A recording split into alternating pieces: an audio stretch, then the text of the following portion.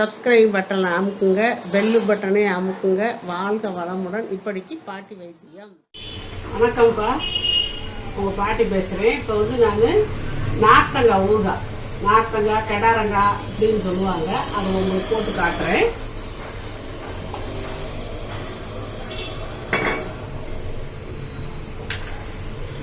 இதாப்பா நார்த்தங்காய், சாத்துக்குடி ஆரஞ்சு மாதிரி இருக்கு பார்த்தீங்களாப்பா. இது நல்லா பழுத்துருச்சு. காயாக இருந்தால் பச்சையாக இருக்கும், பழமாக இருக்கிறதுனால உங்களுக்கு மஞ்சள் கலராக இருக்குது. இது நான் எனக்கு 2 தான் கிடச்சது நாங்கள் வாங்குகிற கடையில். இது ஒரு 600 கிராம் இருந்துச்சுப்பா 2.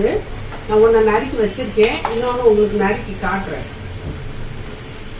ஈரம் இருக்கக்கூடாதுப்பா. நம்ம நறுக்கிற கட்டையிலையும் ஈரம் இருக்கக்கூடாது, கத்திலையும் ஈரம் இருக்கக்கூடாது, கையிலையும் ஈரம் இருக்கக்கூடாது. அப்படியெல்லாம் எல்லாம் இருந்தால் தான் அது கெடாமல் இருக்கும் நம்ம செய்கிறது. இதில் நான் இப்போ இந்த ஊறுகாயெல்லாம் நான் எண்ணெயே யூஸ் பண்ணுறது இல்லை, யூஸ் பண்ண போகிறது இல்லை.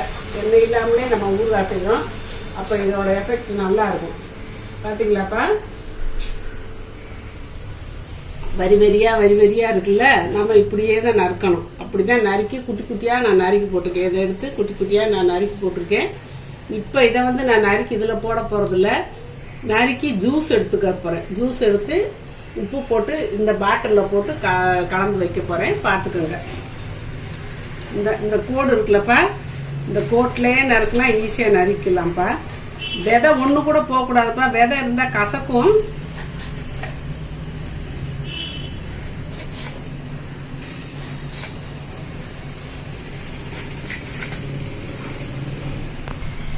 இப்போ அந்த கோடாக இருந்த இடத்துல நறுக்கிட்டப்பா. இப்போ இந்த விதையெல்லாம் நம்ம எடுத்துடணும்ப்பா. சுத்தமாக விதையை எடுத்துடணும்.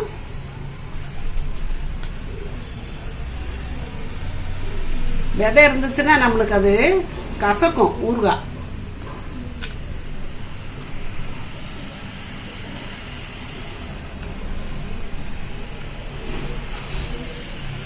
விதையெல்லாம் இந்த பக்கம் எடுத்து கீழே போட்டுடலாம். இப்போ இதை நம்ம ஜூஸாக எடுத்து வச்சுக்கிறணும்ப்பா. ஜூஸாக எடுக்கிறதுனா இப்படி தோலோடு எடுத்தோம்னா கசக்கும். அதனால நம்ம என்ன செய்யணும், இப்படி நறுக்கி வச்சுக்கிறணும். இப்படி துண்டு துண்டாக நறுக்கி வச்சுக்கிறணும். இந்த தோலை விட்டுட்டு இந்த சதையை மட்டும் நறுக்கி வச்சுக்கிறணும். நான் நறுக்கி காட்டுறேன்.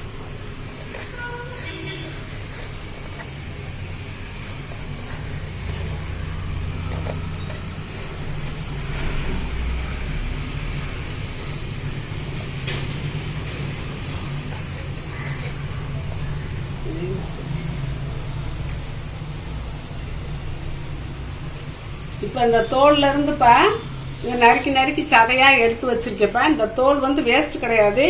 இதை நம்ம இந்த வலுவலுன்னு மிக்சியில் போட்டு அரைச்சி இந்த கால் வலி மூட்டு வலி உள்ளவங்களுக்கெல்லாம் 10 போட்டுக்கலாம். 10 போட்டு ஒரு 2 ஹவர் அப்படியே வச்சிருந்து கழுவி விட்டுறலாம். இதில் இந்த தோலில் அவ்வளோ சக்தி இருக்குப்பா. அந்த கால் மூட்டு நோய் இது பண்ணுறது நசுக்குன்னா அப்படி தண்ணியாக வரும். அந்த தண்ணி நம்ம மூட்டு வலியை சரி பண்ணுறது. அதனால இதை நம்ம வலுவலுன்னு அரைச்சி 10 போட்டுக்கலாம்ப்பா. இது கூட கொஞ்சம் மஞ்சளையும் கூட சேர்த்து போட்டு அரைச்சி 10 போட்டுக்கலாம். அது இப்போ வேண்டாம், நான் ஊறுகாய் போடுறது மட்டும் நான் சொல்கிறேன். கொஞ்சம் சதையாக எடுத்து வச்சாச்சுப்பா.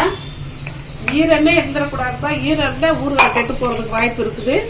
எதுலேயுமே கத்திலையோ கட்டையிலையோ எதுலேயுமே இப்போ புளிய போகிறேன் இதில் கூட இருக்கக்கூடாது. நான் இப்போ வடிகட்டியில் அதை போட்டுடுறேன்.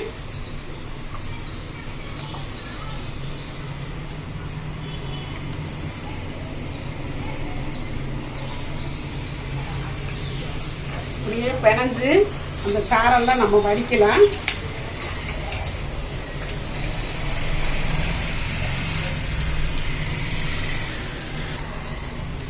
இப்போ நம்ம நல்லா சுத்தமாக வடிச்சிட்டோம்ப்பா. இதில் 1-2 விதை இருந்தாலும் இருக்கும். அது நம்ம இது பண்ணுறத நம்ம இந்த சக்கையும் நம்ம வேஸ்ட் பண்ண வேண்டாம்ப்பா. இந்த விதையெல்லாம் பிறக்கி எடுத்துட்டு கொஞ்சம் வெல்லத்தை போட்டு 2ஐயும் மிக்சியில் போட்டு அடித்து வடிகட்டி ஜூஸ் ஆட்டம் நல்லா இதாட்டம் ஜூஸ் ஆட்டம் 1 கிளாஸ் 2 கிளாஸ் ஜூஸ் வரும். ஏன்னா இதுலேயும் புளிப்பு இருக்கும். இந்த சாறு பச்சையாக குடிக்கும்போது உடம்புக்கு ரொம்ப நல்லதுப்பா. வைட்டமின் சி இதில் நிறையா இருக்குது. நம்ம எலுமிச்சம்பழம் ஆப்பிள் பழம் அதில் இருக்கிறத விட இந்த நார்த்தங்காயில் அவ்வளோ நல்லதாக இருக்குது. அதனால் இதையும் நம்ம வேஸ்ட் பண்ண வேண்டியதில்லை.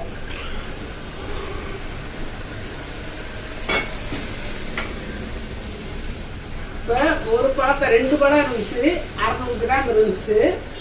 600 கிராமுக்கு ஒரு 60 கிராம் உப்பு எடுத்து வச்சிருக்கேன். உப்பு வந்து கொஞ்சம் தாராளமாக இதை கூட கொஞ்சம் கூட போடுறதுனா கூட போட்டுக்கலாம். உப்பு தான் உப்பு உப்பு நிறையா இருக்கணும்.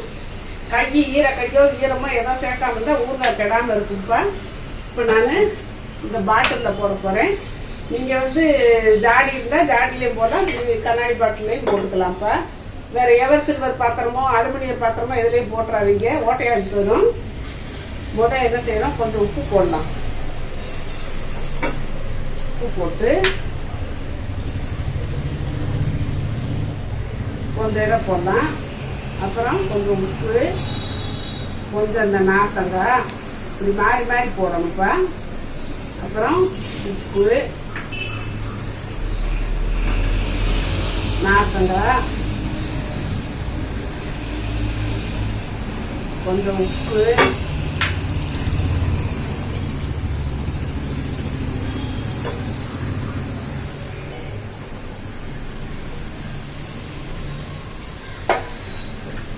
கொஞ்சம் நார்த்தங்காய். உப்பு நார்த்தங்காய் மாறி போட்டாச்சு. போட்டுட்டு இந்த ஜூஸ் கொட்டையில்லாமல் எடுத்து வச்சுருக்க பார்த்தீங்களா, ஒரு பழத்து ஜூஸை நம்ம இதில் ஊற்றுறோம். கையையே கழுவிடக்கூடாது, அப்புறமே லாஸ்ட்டாக கழுவிக்கலாம். இப்படி காஞ்ச ஒரு கட்டைக்கரண்டியை உள்ள விட முடியாது, விட்டாலும் இது கொஞ்சம் இடத்துல இருக்குது, அதனால அந்த காம்பு பகுதியை நான் விடுறேன். விட்டு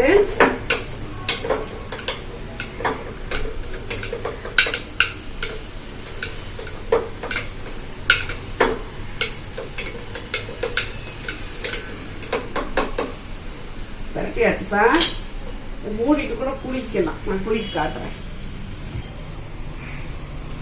இது மேலே வந்து இப்படி வெள்ளை துணியை போட்டு இப்படியே கூட நம்ம ரப்பர் பேண்ட் கூட போட்டுக்கலாம். இல்லாட்டி லேசாக இதை அப்படி கூட திருப்பி வச்சுக்கலாம். இப்படி மூடாமல் இப்படி திருப்பி வச்சா கொஞ்சம் காற்று போகும், பூச்சீச்சி எதுவும் போயிடாது. அதுக்காக இப்படி செஞ்சுருக்கேன். இப்போ லேசாக மூடியை போட்டு குளிக்கலாம். நீங்கள் நிறையா இருந்தால் பெரிய ஜாடியில் போடுங்க, பெரிய பாட்டிலில் போடுங்க. இது கொஞ்சமாக இருக்கலாம், இந்த பாட்டில் போடுங்க, நல்லா கொடுக்கறதுக்கு வசதியாக இருக்குது. இப்போ எடுத்துட்டு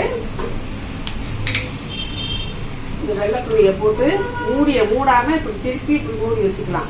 லேசாக காத்தோட்டமாக இருக்குது. இப்படியேவும் நம்ம 3 நாளைக்கு ஊட எடுத்து ஒரு டெய்லி ஒரு நேரம் 3 நாளைக்கு காலையில் திறந்து இப்படி குளிக்க வச்சிடணும்ப்பா. 3 நாள் கழிச்சு நான் மிளகா அப்படி உப்பெல்லாம் போட்டு காட்டுறேன். உப்பு போட்டு அப்புறம் அதை ஒரு 7 நாளைக்கு வச்சு பிறக்கி வச்சிட வேண்டியதாப்பா. அவ்வளோதாப்பா, முடிஞ்சு.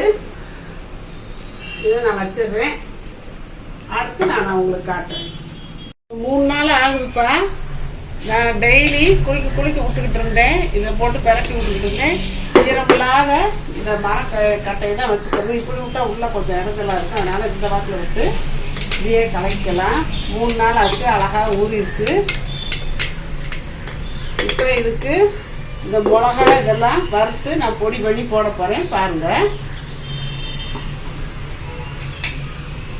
இந்த காஞ்ச மிளகாயை போட்டு வறுத்து எடுத்துக்கலாம்ப்பா.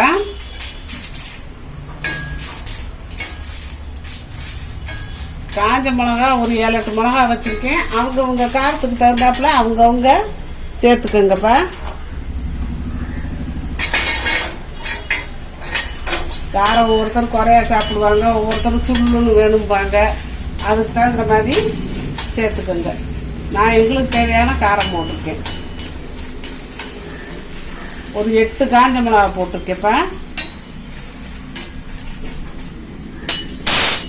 நல்லா வறுபட்டுருச்சு.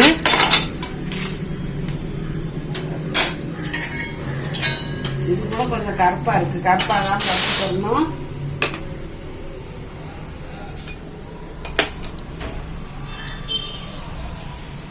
இந்த வெந்தயமும் சீரகமும் சும்மா 1/4 டீஸ்பூனு கூட கம்மி தான்ப்பா. அதை போட்டு வறுத்து எடுத்துக்கலாம்.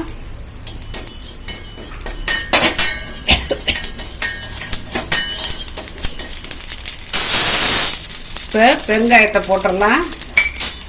போதும், அடுப்பை ஆஃப் பண்ணிடலாம். பெருங்காயம் கருகி போயிடும், எல்லாம் கருகி போயிடும். அதனால் போதும் இந்த அளவுக்கு.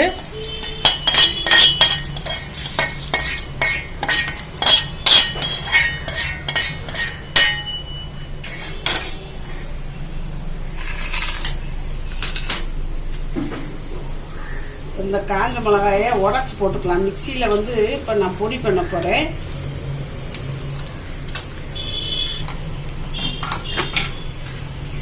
இதை ஒடிச்சு வச்சுக்கிட்டேன்.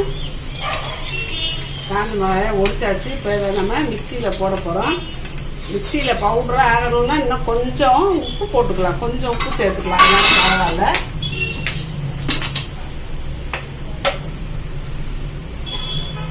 கல்லுப்பு கொஞ்சம் போட்டுக்கலாம்.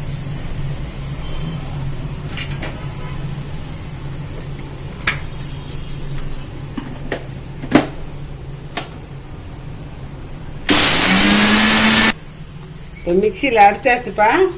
இந்த மாதிரி குறைன்னு தான் வரும். குறைன்னு கொஞ்சம் நிறையா இருந்தால் கொஞ்சம் கூட கொஞ்சம் வலுவலுன்னு அரைக்கலாம். போதும், இப்படி இருந்தாலும் டேஸ்டாக தான் இருக்கும். ஊறுகாய் ரெடி ஆயிடுச்சு. இப்போ இதில் இந்த நார்த்தங்காயில் போட்டுக்கலாம்.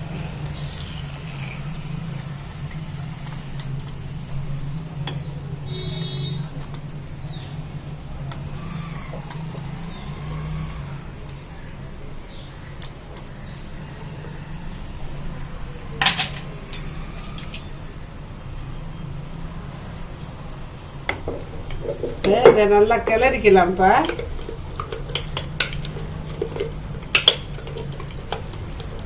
உங்களுக்கு கடையில் வாங்கின மிளகா பொடியெல்லாம் போட்டிங்கன்னா கடையில் சவப்பாக ஏதாவது கலர் கலந்துருப்பாங்க. அது உடம்புக்கு நல்லதில்லை. நம்ம வீட்டில் தான் நம்ம மிளகா பொடி தயார் பண்ணி போட்டுக்கணும். நம்மளுக்கு கலர் முக்கியமா, ஹெல்த் முக்கியமா?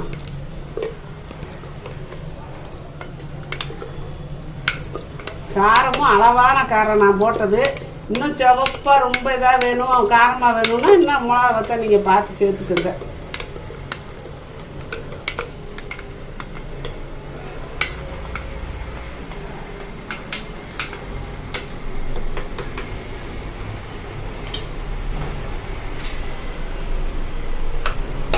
பாருங்கப்பா, கொலன்னு நல்லா இதாக இருக்குது.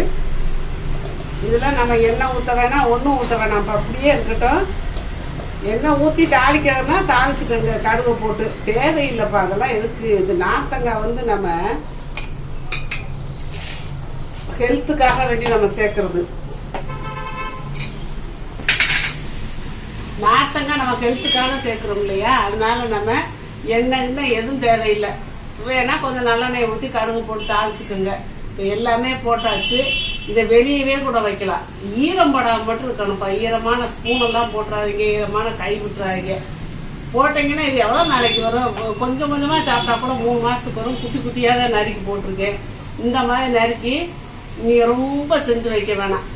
எண்ணெய் மாதிரியே ஒரு 2 நார்த்தங்காய் வாங்குங்க, ஒன்றை நறுக்கி போடுங்க, ஒன்றை புழிஞ்சு வச்சுக்கோங்க. இப்படிலாம் செஞ்சிங்கன்னா சூப்பராக இருக்கும். இது பித்தத்துக்கெல்லாம் ரொம்ப நல்லதுப்பா. இது சோம்பலாதவங்க, காய்ச்சக்காரவங்கெல்லாம் இருக்காங்கல்ல, அவங்களுக்கெல்லாம் வாய் என்னமோ மாதிரி இருக்கும், வாந்தி வராப்புல இருக்கும்.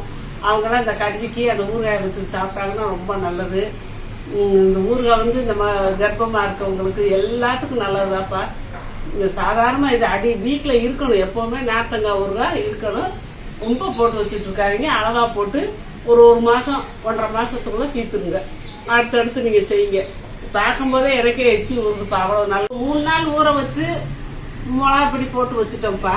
இன்னும் வந்து அந்த தோல் வந்து கொஞ்சம் ஹார்டாக இருக்கும், நார்த்தங்காய் தோல். அதனால 1 வாரம் 10 நாள் கழிச்சு சாப்பிட்டீங்கன்னா நல்லா இருக்கும். இது அப்படியே மூடி வச்சிருங்க. 1 வாரமோ 10 நாள் கழிச்சோ எடுத்து சாப்பிட்டீங்கன்னா தோலெல்லாம் கொஞ்சம் சாஃப்டா இருக்கும். இருக்க சாஃப்டாகவும் டேஸ்டாகவும் இருக்கும். அதனால நீங்க 1 வாரம் கழிச்சே எடுத்துக்கோங்க, நல்லா இருக்கும். இது மாதிரி செஞ்சு சாப்பிட்டுக்கோங்க. வாழ்க வளமுடன். சப்ஸ்கிரைப் பட்டனை அமுக்குங்க, பெல்லு பட்டனை அமுக்குங்க. வாழ்க வளமுடன். இப்படிக்கு பாட்டி வைத்தியம்.